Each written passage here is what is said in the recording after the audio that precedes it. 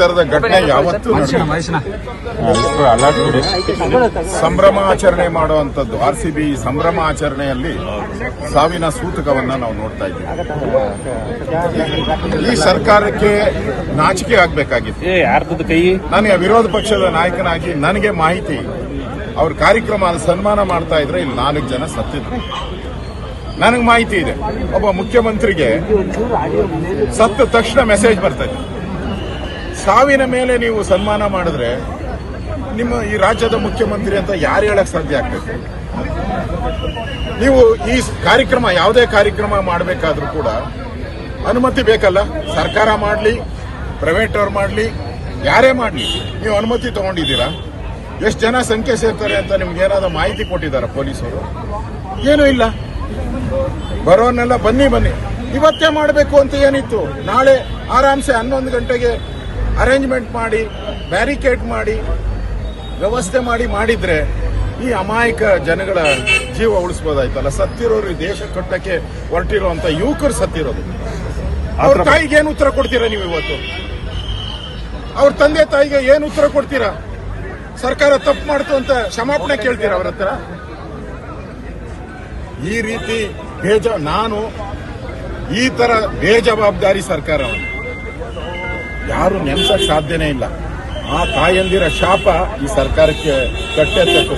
ಸರ್ಕಾರ ಆತರ ಪಡ್ತಾ ಅಂತ ಸರ್ ವಿಜೇಂದ್ರ ಹೋದ್ರ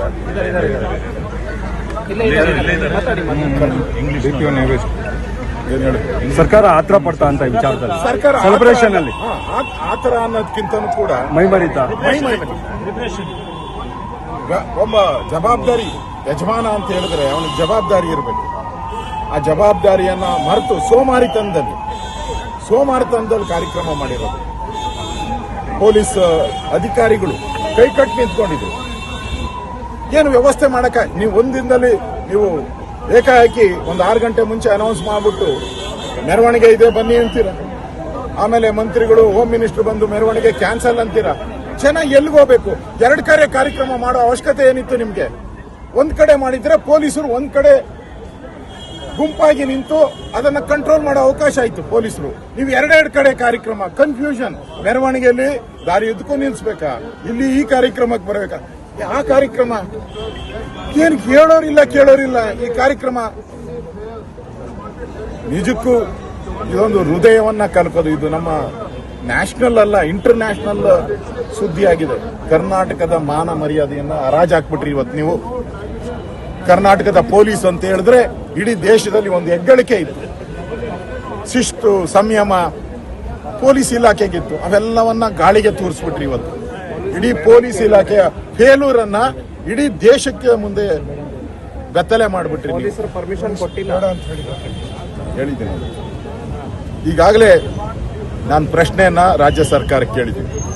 ನೀವು ಎಷ್ಟೇ ದೊಡ್ಡ ವ್ಯಕ್ತಿ ಇದ್ರೂ ಕೂಡ ಏನೇ ಕಾರ್ಯಕ್ರಮ ಮಾಡಬೇಕಾದ್ರೆ ಪೊಲೀಸ್ ಪರ್ಮಿಷನ್ ತಗೊಂಡಿದ್ರ?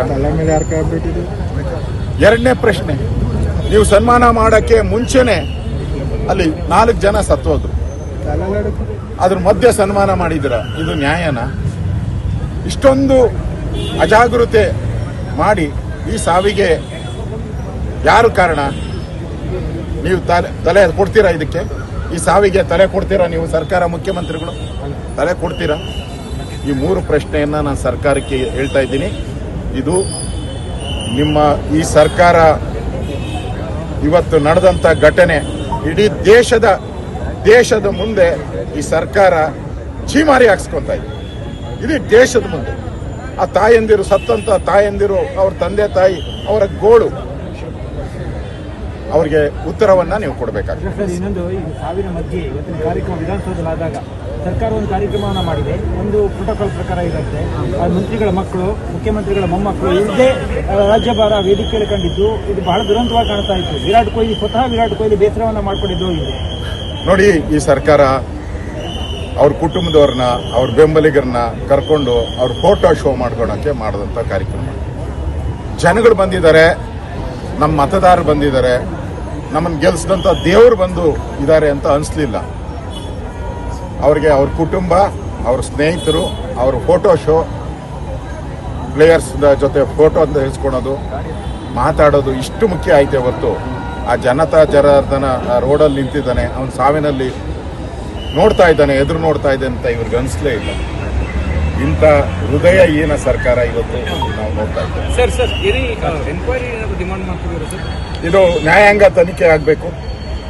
ಸಿಟ್ಟಿಂಗ್ ಜಡ್ಜ್ ಯಾರೋ ಇವ್ರು ಬೇಕಾದಂಥ ರಿಟೈರ್ಡ್ ಆಗಿರುವಂಥ ನ್ಯಾಯಾಧೀಶರನ್ನು ಹುಡುಕಿ ತನಿಖೆ ಮಾಡಿಸಿದ್ರೆ ಈ ರಾಜ್ಯದ ಜನ ಶಾಪ ಆಗ್ತೈತೆ. ಇದನ್ನ ನನಗನ್ಸ್ತತೆ CBI ತನಿಖೆ ಕೊಡಬೇಕು ಅಥವಾ ಸಿಟ್ಟಿಂಗ್ ಜಡ್ಜ್ ಜುಡಿಷಿಯಲ್ ಎನ್ಕ್ವೈರಿಯನ್ನು ಮಾಡಬೇಕು ಅಂತೇಳಿ ನಾನು ಮತ್ತು ನಮ್ಮ ನಾರಾಯಣ ಸ್ವಾಮಿಯವರು, ನಮ್ಮ ವಿಜಯೇಂದ್ರ ಅವರು ನಾವೆಲ್ಲರೂ ಆಗ್ರಹವನ್ನು ಮಾಡ್ತೇವೆ. ಪರಿಹಾರ